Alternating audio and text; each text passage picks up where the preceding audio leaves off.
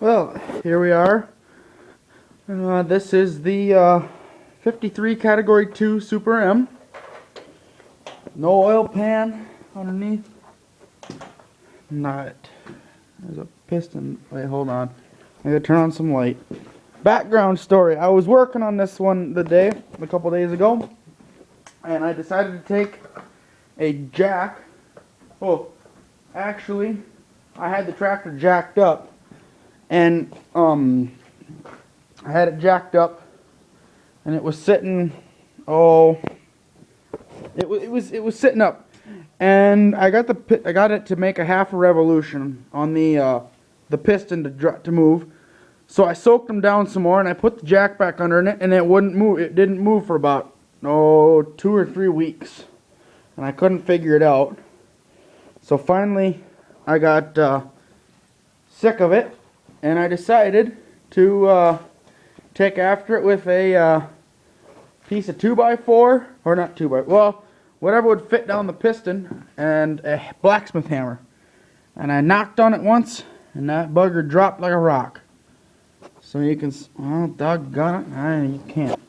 Well, you can see on that hole, there's nothing there. And that hole's got the piston, and that hole's got the piston, and that one. But I finally got it to drop out.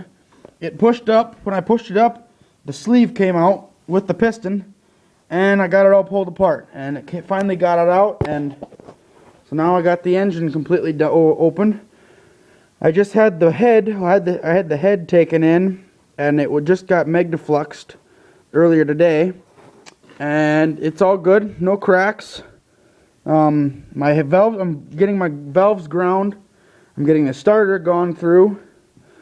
And then I got that piston. The piston that was in there is right now up in my bedroom. I took it and cleaned it up last night. I got it back yesterday. It was stuck in the sleeve. I had to take it in and have the parts place that I had the starter at take their press and press it out. Press the piston out of the sleeve. And it cracked the sleeve down on the bottom, but it didn't bust the sleeve completely. But the sleeve was so doggone beat up. It was rust pitted really well.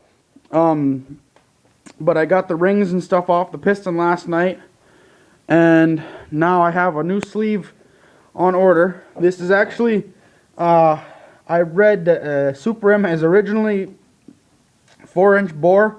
These are 4 1/16. It's overboard by a 1/16 of an inch. So this tractor's got a little more go than it originally did when it came out of the factory. But yeah, so I got it torn into.